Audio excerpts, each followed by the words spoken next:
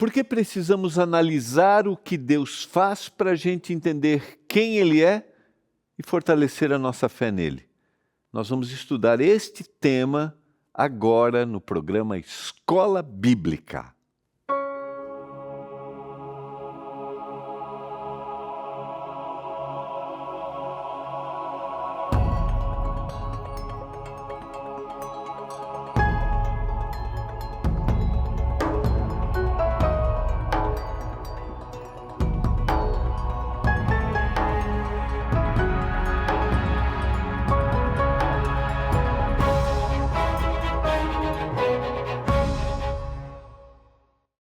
Olá, tudo bem com você?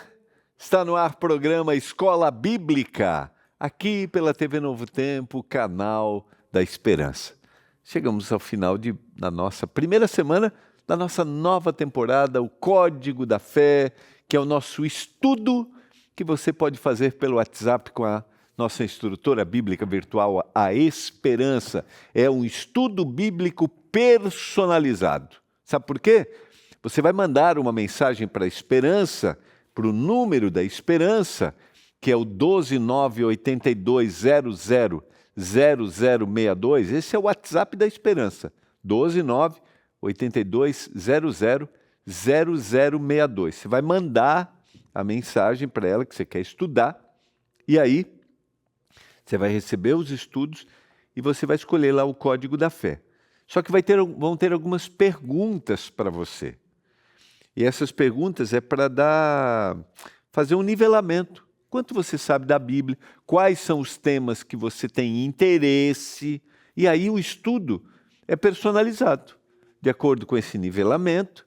E o objetivo do nivelamento é mais para fornecer para você a melhor maneira para você entender, para você aprender. Não é colocar um nivelamento por indivíduo intelectual. Não. O objetivo é tornar ainda mais acessível a compreensão do texto bíblico. O que você acha? Eu vou te dizer que você receber um estudo personalizado, só você está fazendo daquela forma. Vale a pena. Então, mande agora uma mensagem para Esperança. Você também pode acessar o site, tá? novotempo.com/fé. Você vai estudar com a Esperança através do WhatsApp. Simples, fácil, rápido. Você vai ter o seu celular à mão e você vai interagindo com a Esperança. É agora, tá bom?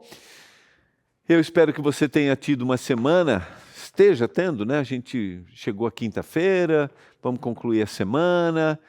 E para a gente é um privilégio poder estudar a Bíblia com você, iniciar uma nova temporada, a gente estar motivado para compreender mais quais são os propósitos que Deus tem, ainda mais quando a gente está falando sobre aquilo que a gente acredita, aquilo que dá o norte para a vida, sabe? Aquilo que dá significado para a vida, dá razão para a existência. Em que você acredita? Qual é a definição que você tem de Deus? Você acredita que Deus é o Criador de todas as coisas, como a gente estudou essa semana? É o mantenedor de todas as coisas, como nós vimos ontem, um Deus que se preocupa com você, um Deus que não, para Ele, todos os seres humanos devem ser tratados com dignidade, homem e mulher foram criados à sua imagem e semelhança. Você acredita nisso? Isso vai trazer razão para a existência, objetivo para a existência. E eu espero que eu já mencionei essa semana, né? O meu grande objetivo é sempre compreender cada vez mais Deus perto daquilo que Ele é, não daquilo que às vezes nos é apresentado, às vezes de forma equivocada. Vamos orar. Querido Pai, obrigado porque estamos juntos para estudarmos a Tua Palavra mais uma vez. Obrigado porque o Teu olhar está sobre nós, sobre todas as casas, todas as pessoas que estão me ouvindo agora. Algumas dessas pessoas vivendo em lares com muitos recursos, outras com recursos limitados. Algumas lutando com a vida, Pai, num leito de hospital. E eu oro, eu clamo em nome de Jesus Cristo, que cada uma dessas pessoas se sintam olhadas, amadas, assistidas por Ti. Se alguém está me assistindo agora e tem o sentimento de que foi esquecida, que o Senhor não está dando atenção, por favor, que o Espírito toque o coração deste querido, em nome de Jesus. Amém. Vamos lá, vamos concluir a nossa semana com esses belíssimos detalhes da criação, de como Deus fez, como Deus continua agindo com cada ser humano, e aí que a gente tem ainda mais hoje uma visão clara em quem nós vamos acreditar, como nós estamos acreditando. Crer em um Deus Criador não é apenas aceitar a nossa origem divina, mas é reconhecer que existe, queridos, um propósito para a nossa existência. E eu tenho batido nessa tecla, nesse tema ao longo dessa semana. Isso dá à fé uma base sólida, eterna. Deus é o meu Criador, Deus é o meu mantenedor, e eu não acredito somente para aceitar a origem divina, mas isso me dá razão para o meu viver. Ao contrário de Gênesis 1, que apresenta uma visão panorâmica, um Deus transcendente, como nós mencionamos, Gênesis 2 detalha o relacionamento pessoal. E nós citamos ontem, no verso 7, quando faz a criação, Deus criou o homem do pó da terra e soprou nas narinas o sopro de vida. Esse relacionamento pessoal entre Deus e a humanidade está muito clara, e aqui o autor bíblico, na tradução para o português, vai usar agora a expressão Senhor Deus. O Senhor Deus disse ainda. Se você comparar a expressão usada no capítulo 1, diz Deus disse, e aqui é o Senhor Deus, é aquele que está perto. Não é bom que o homem esteja só. Farei para ele uma auxiliadora que seja semelhante a ele. Quando nós temos a expressão não é bom que o homem esteja só, não significa a existência do mal, mas significa o cuidado e a percepção de Deus, porque nós mencionamos na segunda-feira, eu creio, Deus sabe aquilo que é bom e Deus sabe aquilo que não é bom, somente Ele. Nós não sabemos.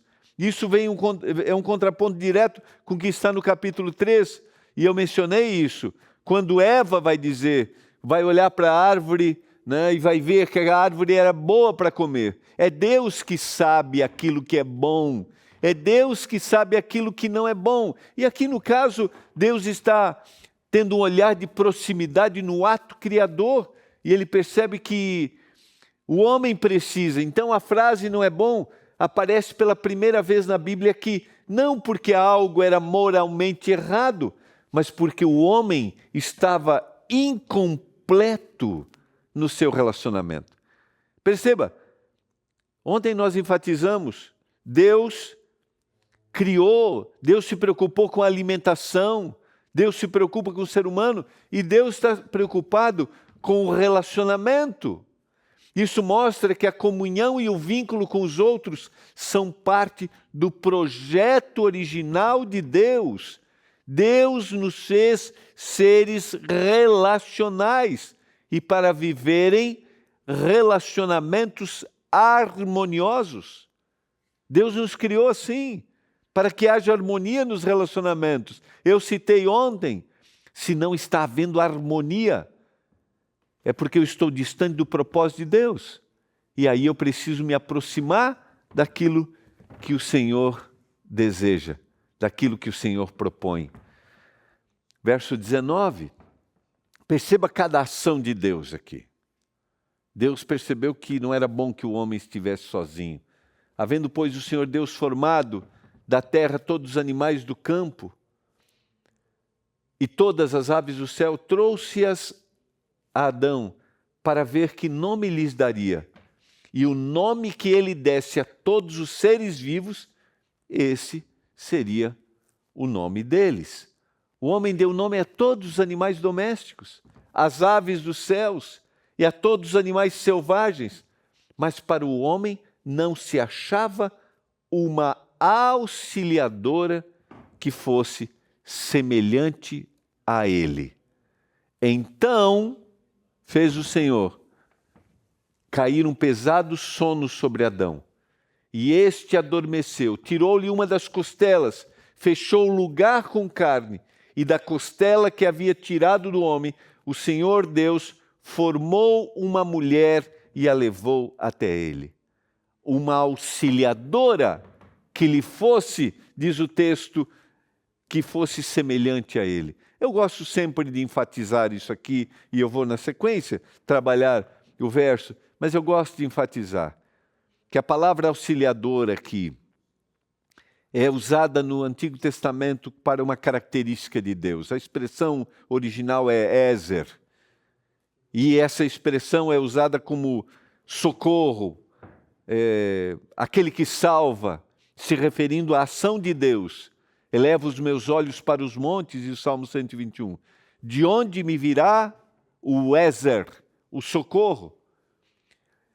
Então o Senhor está provendo uma necessidade que o homem tem, um socorro, o homem precisa, e alguém, uma auxiliadora que lhe fosse idônea. A palavra é, e o texto aqui já traduz, semelhante.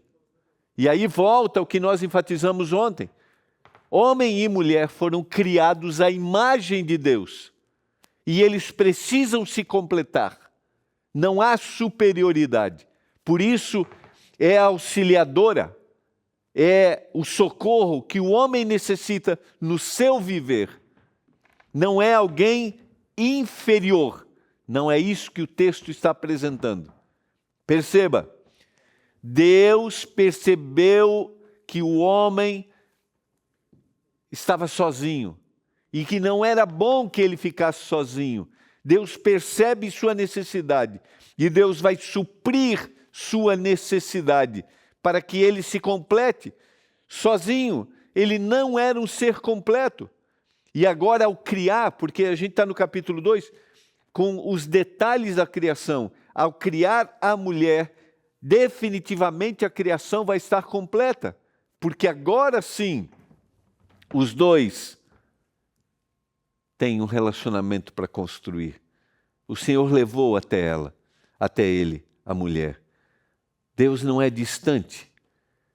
Ele se importa com as necessidades emocionais e relacionais da sua criação. Deus se importa com as nossas necessidades materiais? Se importa. Ele se importa com as nossas necessidades emocionais, relacionais. Ele sabe do que necessitamos. A provisão de Deus, queridos, vai além do físico, envolve também companhia, afeto e parceria. Se nós tivermos este olhar, nós vamos perceber a bênção que são os relacionamentos. E de forma específica aqui, a bênção que é o casamento. E como nós deveríamos construir esse ambiente, como nós deveríamos tratar o nosso cônjuge, como nós devemos nos comportar ali, qual é o nosso comportamento, como deve ser o nosso tratamento. Lembrando que se fomos criados à imagem de Deus, à semelhança, nós somos seres que amam. E amor, no texto bíblico, já falei aqui inúmeras vezes, amor não é só como eu me sinto em relação ao outro. Amor é como eu trato o outro. Amor é comportamento. Então, se você está me assistindo nesse momento e você diz que ama seu cônjuge, o seu comportamento mostra isso. Não vai sair da sua boca nenhuma palavra ofensiva. Não vai sair da sua boca nenhuma palavra que vai desprezar. Você vai clamar ao Senhor que te dê um coração amoroso. E não adianta, queridos, em um dia você desvaloriza e no outro, querendo se retratar, você traz presentes. Não é assim. Não é dessa forma que se constrói um ambiente harmônico. E não é assim que eu estou refletindo o que Deus colocou no meu coração. Eu fui criado à sua imagem. E se você tem essa luta, procure ajuda. Procure ajuda, por favor. E se você sofre isso, não suporte. Não suporte no sentido de assim, não seja condescendente. Não aceite. Não aceite um tratamento injusto. Porque não é esse o plano de Deus. E o homem disse, esta é afinal ossos dos meus ossos, carne da minha carne, será chamada varoa, porque do varão foi tirado. Quando o Senhor está colocando aqui a expressão, está dentro de uma estrutura poética, ossos dos meus ossos, carne da minha carne, isso dá um sentido, queridos, de igualdade, não há diferença. É alguém como você, um é do outro. Eles agora se completam, eles estão unidos, ossos dos meus ossos, carne da minha carne. A mulher é feita da mesma substância que o homem, ossos dos ossos e carne da carne, indicando que em essência ambos são iguais, homem e mulher são complementares. Por isso, o homem deixa pai e mãe e se une à sua mulher, tornando-se os dois uma só carne. Aqui, a expressão originalmente dá a ideia de uma unidade composta. São dois seres, mas são um só. Uma só carne. Por isso, no texto bíblico, essa separação é como um ato de mutilação. Sabe, é como um pedaço que se arranca. O pedaço que se leva, o pedaço que é deixado, é uma mutilação. Por isso esse não é o plano divino. Os dois são ossos dos ossos e carne da carne, e se tornam um só corpo e uma só carne. Aí está ainda mais a compreensão que nós precisamos ter do valor de um relacionamento. E o olhar de Deus. Sabe, a ação de Deus em criar isso. O deixar pai e mãe unir-se à sua mulher aponta por um compromisso que envolve prioridade, exclusividade e unidade. É agora. Eles se tornam um só. Então, ele é a prioridade, é a exclusividade e é a unidade, ser uma só carne. Ao instituir o casamento, Deus revela o seu caráter de ordem e propósito para as relações. Perceba, Deus tem um cuidado, Deus tem uma intenção e Deus cria, institui o casamento com propósito para os relacionamentos. Vamos voltar, queridos. No que nós cremos? Nós cremos no casamento desta maneira como Deus colocou, e isso vai ter influência direta no significado da nossa vida. Nós vamos perceber que o Deus que criou todas as coisas, criou o universo, que se preocupa comigo, as minhas necessidades materiais, se preocupa também com as minhas necessidades emocionais. É um Deus amoroso e agora minha vida fará sentido se eu tiver este olhar, que é o olhar de Deus.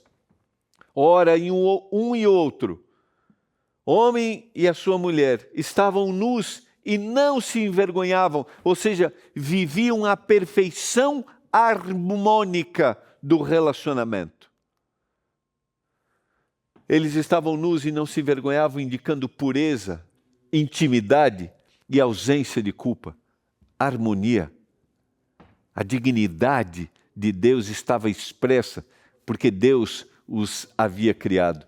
A sexualidade no contexto do casamento foi planejada por Deus para ser saudável e sem distorções. Nós falamos isso em uma temporada durante esse ano. E aqui eu só quero dizer para você, à luz do tema que nós estamos estudando, perceba cada ação de Deus no ato da criação. Deus está suprindo necessidades relacionais, emocionais, materiais, né, físicas. E Deus está criando a intimidade como uma bênção. O sexo é colocado aqui como uma bênção. Então Deus, esse é um presente, né? Um presente no sentido assim, Deus sabe daquilo que necessitamos. Por isso Deus criou. Só que a gente tem distorções.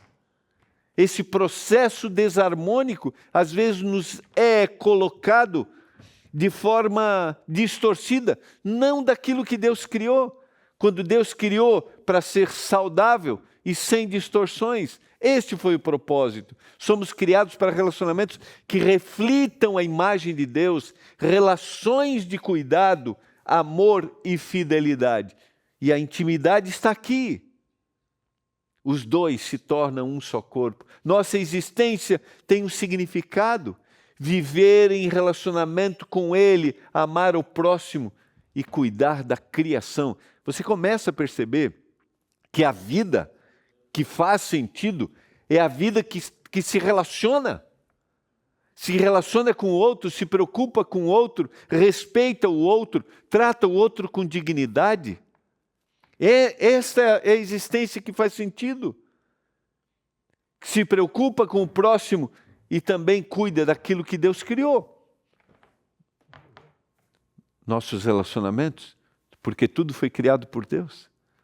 E o Senhor quer que a gente viva em harmonia. O verso 8 diz que o Senhor Deus plantou um jardim no Éden, na direção do Oriente, e pôs nele o homem que havia formado. Todo o ambiente era perfeito. O Senhor deu um presente, o lugar do solo, o Senhor Deus fez brotar.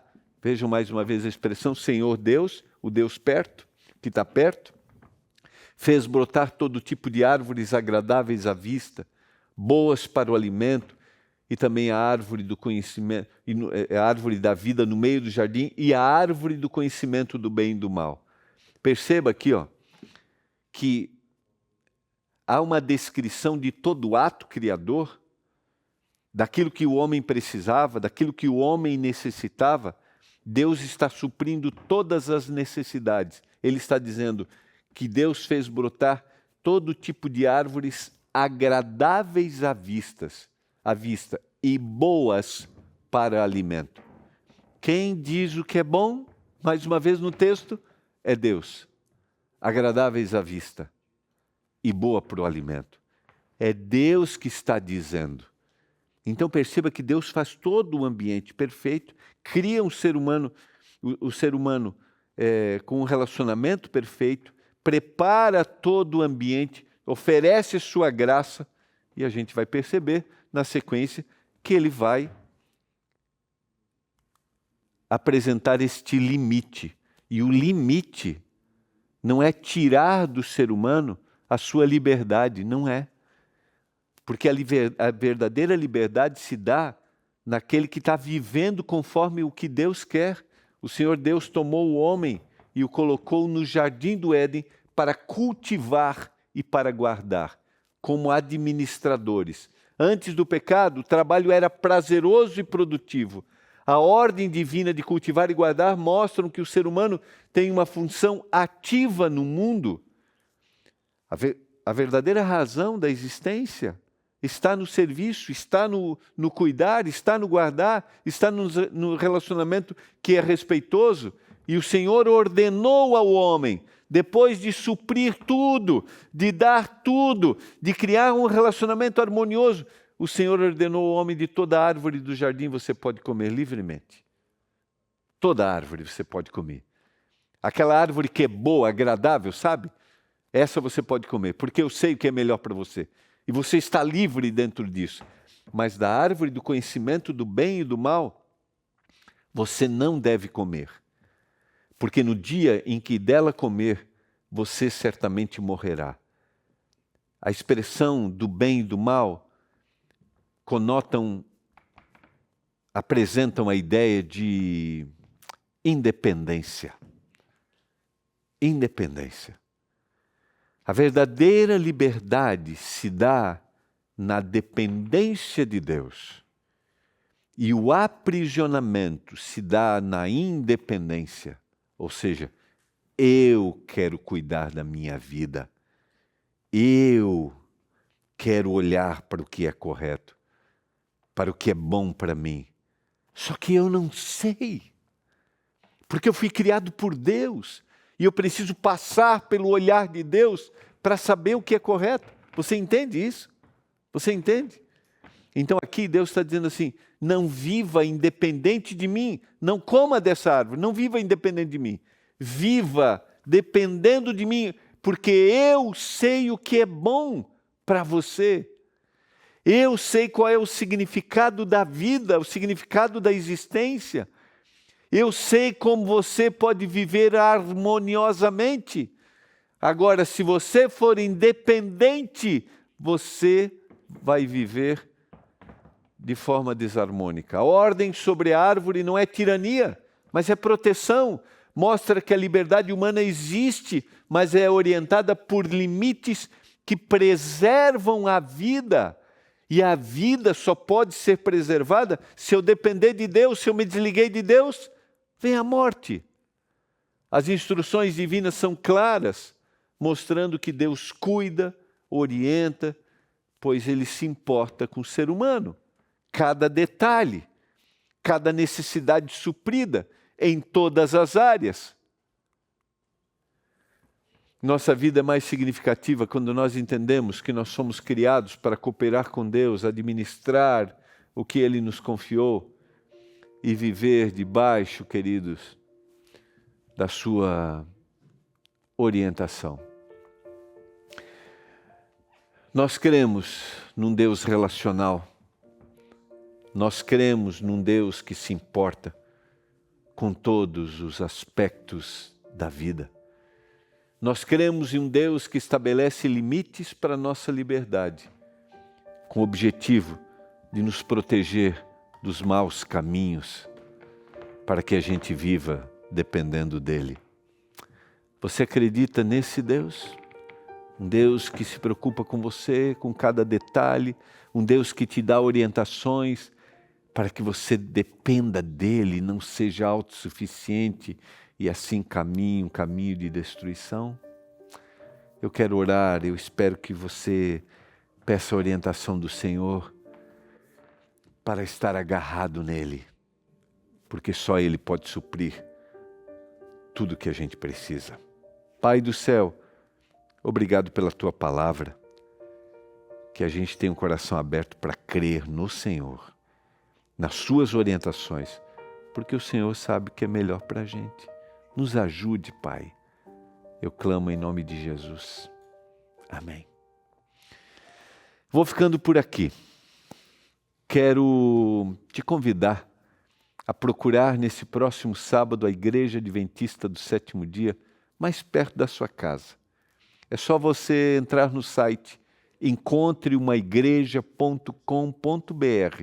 Entra aí, procure a Igreja Adventista, você será bem-vindo. Eu espero que você tenha um encontro com o Senhor. Eu frequento uma outra comunidade, está tudo bem. Você será bem-vindo na Igreja Adventista. Chega lá e diga assim, Pastor Gilmar Batistotti, do programa Escola Bíblica, me convidou. Tá bom? Leve seus filhos, terá lá momentos especiais para as crianças. Eu tenho certeza que vai ser uma boa experiência. Bom final de semana, a gente se vê segunda-feira.